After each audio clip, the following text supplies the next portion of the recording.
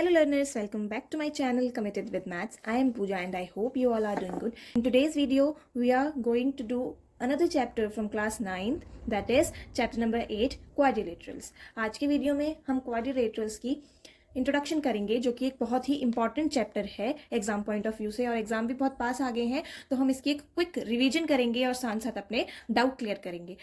आज की class study table पे रहेगी ताकि एक एक पॉइंट आपको क्लियर हो जाए हैंड रिटन। ठीक है, तो शुरू करते हैं। सबसे पहला क्वेश्चन जो इस चैप्टर में अराइज होता है वो है what is a quadrilateral. Any close polygon with 4 side 4 angles and 4 vertex are called quadrilateral. कोई भी क्लोज पॉलीगन जिसकी 4 साइड हो, 4 एंगल हो और 4 वर्टिसेस हो उसको क्वाड्रिलेटरल बोलते हैं। ठीक है, इट कुड बी रेगुलर और इरेगुलर, इट्स अनदर थिंग। अब वर्टिसेस क्या होते हैं? एंगल और साइड तो हमें पता है, वर्टिसेस होते हैं इसके corner. Let's suppose for example मेरे पास एक स्क्वायर और एक रेक्टेंगल है, इसकी 4 साइड्स हैं, हमें पता है, ये 4 एंगल्स हैं, ये भी हमें पता है, 4 कॉर्नर्स जो हैं इनको वर्टेक्स बोलते हैं। ठीक है, रेक्टेंगल में भी 4 साइड्स, 4 कॉर्नर और 4 वर्टेक्स होते हैं, इसीलिए ये दोनों क्या है, क्वाड्रिलेटरल है। ठीक है, और भी बहुत सारी फिगर्स होती हैं जिनको हम क्वाड्रिलेटरल बोलते हैं, लेकिन most common figures rectangle, square, rhombus, parallelogram जो हम पढ़ते हुए आए हैं। ठीक है, अब आगे इस चैप्टर में है angle sum property of a quadrilateral. Angle sum property of quadrilateral क्या होता है? The sum of 4 angles of a quadrilateral is 360। Angle sum property बोलती है कि क्वाड्रिलेटरल के चारों एंगल का सम कितना होगा? 360 होगा। ठीक है, फॉर एग्जाम्पल मेरे पास यहाँ पे ये क्वाड्रिलेटरल है, ये क्वाड्रिलेटरल ड्रॉ किया। एंगल सम प्रॉपर्टी ये स्टेट करती है कि ये जो 4 एंगल बनते हैं क्वाड्रिलेटरल में, ये इनका सम क्या है? 360 है। ठीक है, 360 है। अब बोल तो दिया, इसको प्रूफ कैसे करेंगे? इसको प्रूफ करने का क्या तरीका है, हम इसमें डायगोनल ड्रॉ करते हैं। ठीक, डायगोनल कैसे? डायगोनल का मतलब क्या होता है? एक लाइन जो 2 कॉर्नर्स को जोड़ती है उसको डायगोनल बोलते हैं। This is a diagonal. ठीक है, इस क्वाड्रिलेटरल को नाम दे देती हूं मैं A, B, C and D। जब हमने यहाँ पे डायगोनल बना दिया तो डायगोनल ने क्या किया? इस क्वाड्रिलेटरल को 2 अलग अलग ट्राइंगल्स में डिवाइड कर दिया, है ना। फर्स्ट ट्राइंगल क्या बना? Triangle A, B and D, and second triangle क्या बना? Triangle D, B and C। ये हमारे पास 2 ट्राइंगल बन के आ गए। ठीक है, अब 2 ट्राइंगल का सम कितना होता है? ट्राइंगल के एंगल्स का सम कितना होता है हमारे पास? सम of angles of a triangle, ये होता है हमारे पास 180 डिग्री। ठीक है, ये हमें पता है। अब हमारे पास 2 ट्राइंगल है, यानी कि 180 प्लस 180 हो जाएगा, तो ये हो जाएगा 360। ये तो एक तरीका हो गया इसको समझने का। अब इसको प्रूफ करते हैं तो हम किस तरीके से लिखते हैं? हम लिखेंगे इन ट्राइंगल, पहले एक ट्राइंगल लेंगे A, B, D, एंगल को नाम दे देते हैं angle 1, angle 2, angle 3, angle 4 and 5 and ये एंगल 6 हो जाएगा हमारे पास। ठीक है, अब इस ट्राइंगल में हमारे पास क्या क्या आएगा? हमारे पास आएगा angle 3 plus angle 4 plus angle 2। ठीक है, ये मिलके 180 बनाएंगे। ये फर्स्ट स्टेटमेंट। सेकंड स्टेटमेंट किससे लेंगे? दूसरे वाले इन ट्राइंगल, हमारे पास क्या है? ADC। ठीक है, यहां पे क्या होगा हमारे पास? Angle 1 plus angle 5 plus angle 6, ये मिलके बनाएंगे 180 डिग्री। ये दूसरी स्टेटमेंट हो गई। ठीक है, अब हम क्या करेंगे?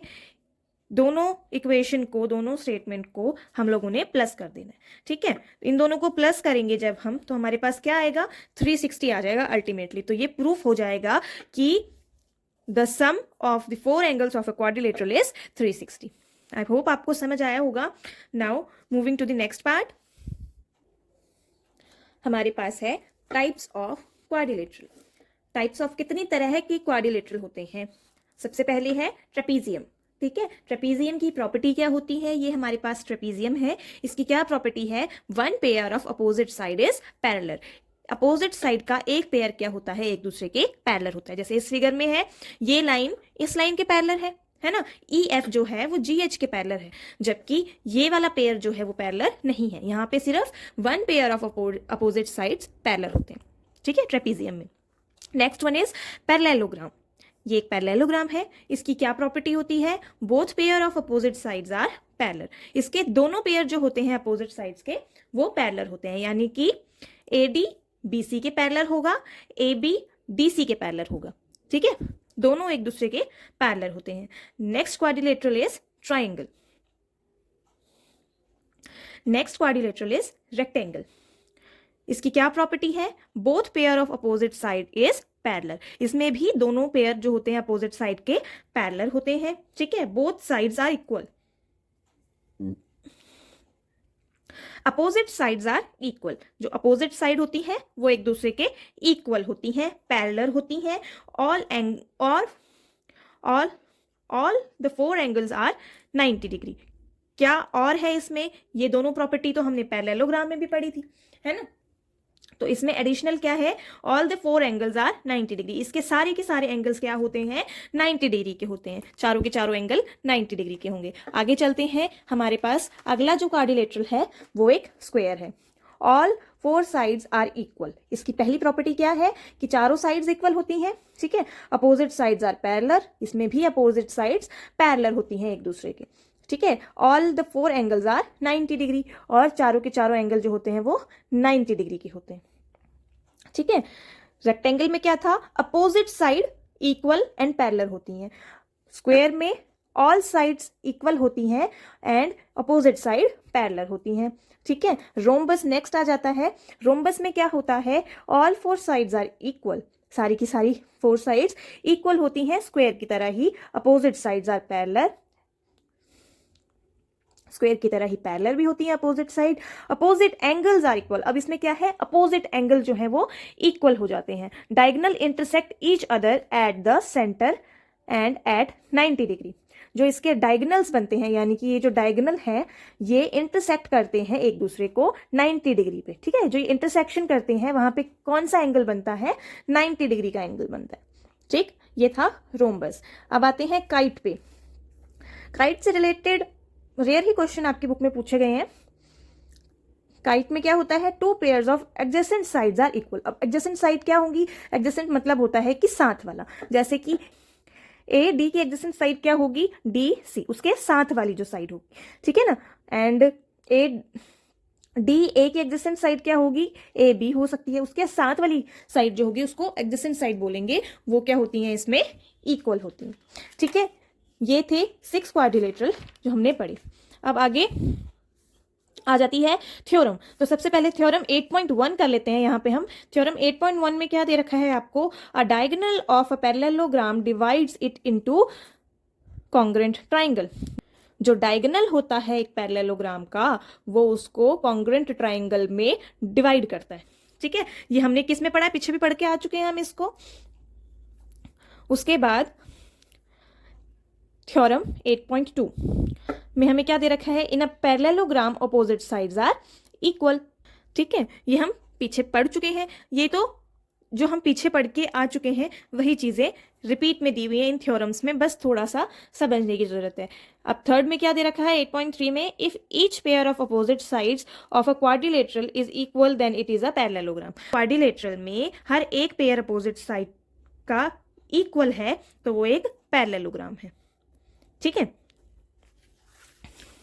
अब मेन चीज इस चैप्टर में जो समझने वाली है वो है हमारे पास मिड पॉइंट थ्योरम, जिससे रिलेटेड बहुत सारे क्वेश्चन हैं हमारे पास, ठीक है। ये बहुत ही इंपॉर्टेंट थ्योरम है हमारे इस चैप्टर की। तो मिड पॉइंट थ्योरम क्या बोलती है, मिड पॉइंट थ्योरम ये स्टेट करती है the line segment joining midpoint of two sides of triangle is parallel to the third side of the triangle and is half of it। क्या state करती है ये स्टेट करती है कि जो लाइन है मिड पॉइंट्स को, जो लाइन ज्वाइन कर रही है, लाइन सेगमेंट जो मिड पॉइंट्स को ज्वाइन कर रही है वो क्या होगी, थर्ड साइड के पैरेलल होगी और उसकी हाफ भी होगी। ये मिड पॉइंट थ्योरम स्टेट करती। ठीक है, क्या होगा अगर मेरे पास ये ट्राइंगल है ABC, ठीक है, इसके मिड पॉइंट क्या होंगे D एंड E। अगर ये मिड पॉइंट ज्वाइन कर रहे हैं, यहाँ पे ये मिड पॉइंट ज्वाइन कर रहे हैं, तो यानी कि जो ये लाइन सेगमेंट है DE है वो BC के पैरेलल होगी। क्या स्टेट प्रूफ करती है? DE is parallel to BC and DE half होगी BC के। ठीक है, तो DE is half of BC, उसी की पैरेलल भी होगी थर्ड साइड की, और थर्ड साइड की हाफ भी होगी वो मिड पॉइंट, वो लाइन सेगमेंट जो मिड पॉइंट को ज्वाइन कर रही है। ठीक है, अब बोल दिया, इसको प्रूफ कैसे करें? बहुत सारे क्वेश्चन आएंगे जिसमें आपको ये प्रॉपर्टी लगेगी प्रूफ करने के लिए। तो इसको प्रूफ कैसे करते हैं? सबसे पहली चीज कैसे लिखेंगे कि प्रूफ क्या करना है? टू प्रूव हमारे पास यही है, ये दो चीजें हमने प्रूव करनी है। ये क्या है? DE जो है हमारे पास पैरेलल है BC के, एंड DE जो है वो इक्वल है हाफ ऑफ BC की। ये हमें प्रूफ करना है। ठीक है, अब ये प्रूफ करने के लिए हमें क्या करना पड़ेगा? ये प्रूफ करने के लिए हमें कंस्ट्रक्शन करनी पड़ेगी। ठीक, कुछ एक कंस्ट्रक्शन लगेंगी। तो कंस्ट्रक्शन, क्या कंस्ट्रक्शन करें अब हम? अगर मैं DE को एक्सटेंड कर दूं, ठीक है, यहां पे F पॉइंट ले लेती हूं और इसको ज्वाइन कर दूं C से,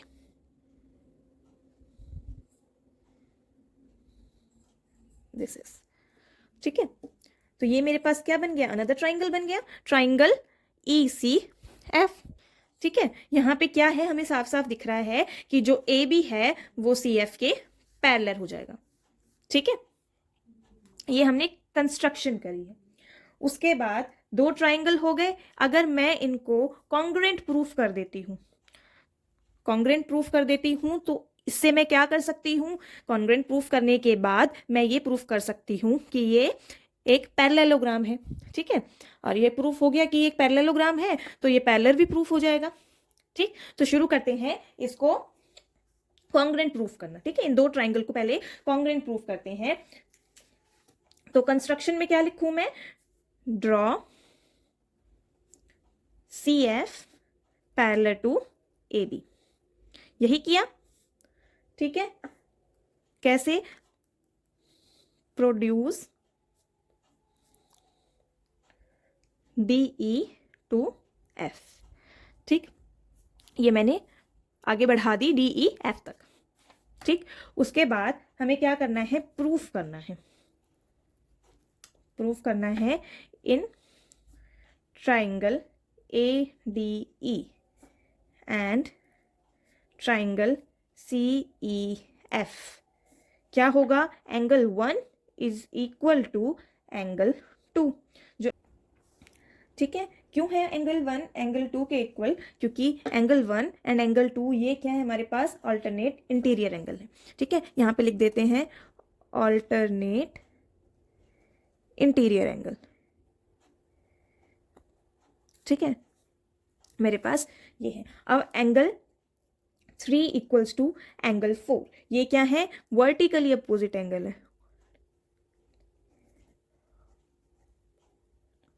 ठीक, ये वर्टिकली अपोजिट एंगल्स हैं।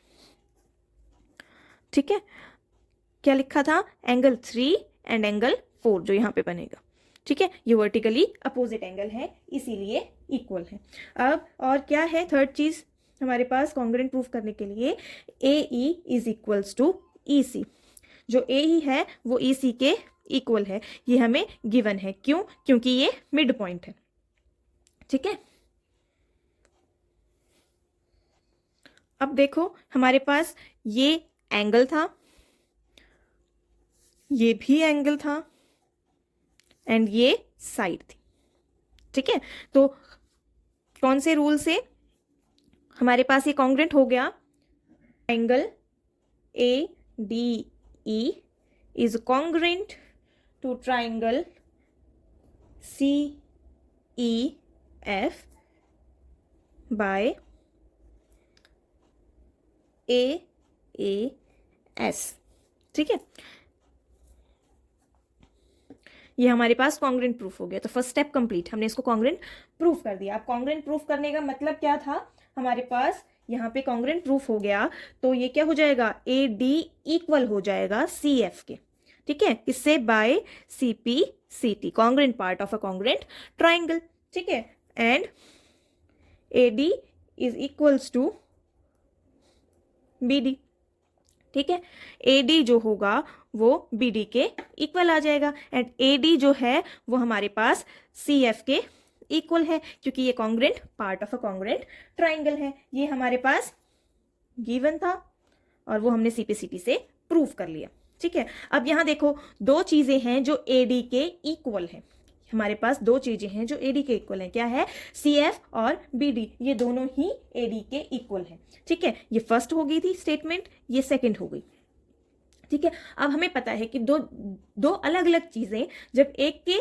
इक्वल होती हैं तो हम उनको भी इक्वल लिख सकते हैं। मैं क्या लिख सकती हूँ यहाँ पे, from statement 1 and 2 I can write B D is equal to C F, मैंने इन दोनों को इक्वल लिख दिया, ठीक है, ये थर्ड इक्वेशन बन गई फ्रॉम 1 and 2, ठीक। अब बी डी जो है वो पैरेलल है सी एफ के, कैसे पैरेलल कैसे है, ये कंस्ट्रक्शन करी थी हमने जी, ठीक है, ये कंस्ट्रक्शन करी थी, ए डी जो है वो पैरेलल है सी एफ के, सी एफ कहां से आया, ये कंस्ट्रक्शन करी थी इसलिए इसके पैरेलल हो गई, ठीक है। अब जब ये पैरेलल है, ये फोर्थ इक्वेशन हो गई हमारे पास, and from third and fourth we can say that from third and fourth हम क्या बोल सकते हैं, जो डी बी सी एफ है वो क्या है, एक इज अ पैरेललोग्राम, ठीक है, ये एक पैरेललोग्राम है, ठीक। हमने प्रूफ कर दिया कि ये जो फिगर है ये एक पैरेललोग्राम है। अब आगे क्या करेंगे हम लोग, पैरेललोग्राम प्रूफ हो गया, इसका मतलब क्या होगा, जो डी एफ है वो पैरेलल होगी बी सी के, ठीक है, एंड सेकेंडली जो डी एफ है अगर वो पैरेललोग्राम है तो वो इक्वल होगी बी सी के, ठीक है।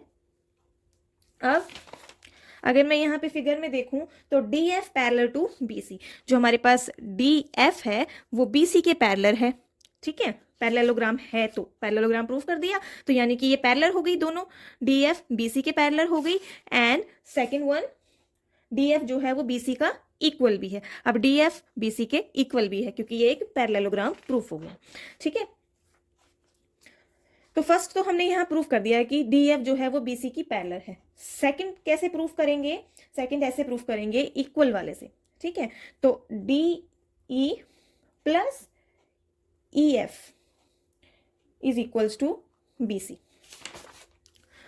D E plus E F, ठीक है, ये पूरी ही एक लाइन है, इक्वल्स टू बी सी, यही है हमारे पास, यही हमने लिखा था, ठीक है। इसको मैं ऐसे लिख सकती हूँ, ठीक। अब इसका मतलब क्या है, ये ई एफ जो है वो क्या है, डी ई का ही पार्ट है, तो मैं इसको डी ई प्लस डी ई लिख सकती हूँ, ठीक है, इक्वल्स टू बी सी। अब ये D E plus D E यानी कि 2DE हो गया मेरे पास, इक्वल्स टू बी सी आ जाएगा, ठीक है। अब डी ई क्या होगा, D E is equals to B C by में 2, ये हो गया बी सी का हाफ, ठीक है। हमें प्रूफ क्या करना था, D E equals to half of B C, ठीक है। तो ये सेकंड भी हमारे पास प्रूफ हो गया। फर्स्ट यहाँ पे प्रूफ कर दिया कि ये डी एफ जो है वो बी सी के पैरेलल है, सेकंड यहाँ प्रूफ हो गया कि डी ई जो है वो बी सी का हाफ है, ठीक। कैसे किया, सबसे पहले हमने कॉन्ग्रेंट प्रूफ किए दोनों ट्राइंगल, कॉन्ग्रेंट प्रूफ करने के बाद हमने प्रूफ कर लिया कि ये एक पैरेललोग्राम है, ठीक है। और पैरेललोग्राम प्रूफ करने के बाद जो हमसे पूछा था, प्रूफ मांगा था जिस चीज का, कि डी एफ पैरेलल है बी सी के एंड डी ई जो है वो बी सी की हाफ है, वही हमने प्रूफ कर दिया, ठीक है। ये डी ई है, नीचे लिखेंगे हेंस प्रूव्ड, ये प्रूफ हो चुका है, ठीक। तो ये मेन थ्योरम थी, मिड पॉइंट थ्योरम, आई होप आपको समझ आई होगी। इस चैप्टर में आगे हम इसी थ्योरम्स के थ्रू बहुत सारे क्वेश्चन सॉल्व करेंगे। बाकी जो थ्योरम्स हमने पढ़ी हैं उनसे रिलेटेड भी क्वेश्चन आएंगे, एंगल सम प्रॉपर्टी भी आएगी, ठीक है। सारे क्वाड्रिलेटरल्स के टाइप आपने पढ़े, उनकी प्रॉपर्टीज पढ़ी है। आई होप आपको ये वीडियो हेल्पफुल रहेगा और डाउट क्लियर करने में मदद करेगा, सारे कंसेप्ट्स आपके क्लियर हो गए होंगे। अगली वीडियो में हम एक्सरसाइज 8.1 सॉल्व करेंगे, जो कि बहुत ईजी रहेगा अगर आपको ये इंट्रोडक्शन अच्छे से समझ आई हो, ठीक है। तो मेरी वीडियो को लाइक करें, शेयर करें, सब्सक्राइब करें कमिटेड विद मैथ्स को, और अगली वीडियो के लिए बेल आइकन को ज़रूर दबाएं।